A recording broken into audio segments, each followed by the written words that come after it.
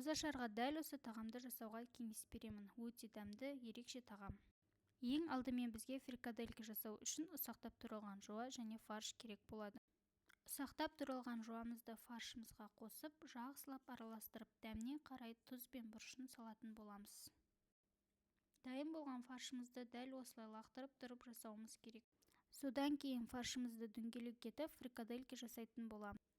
Қызып тұрған табамызға майымызды құйып, фрикаделькемізді салатын боламыз.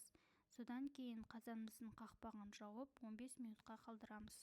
Фрикаделькемізді асты үстіне ауыстырып араластыратын боламыз.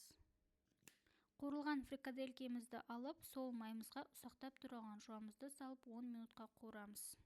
Жуамыз қуырылып болғаннан кейін фрикаделькемізді үстіне салып, содан кейін кішкене су құйып, 20% қаймағымызды салып араластырамыз.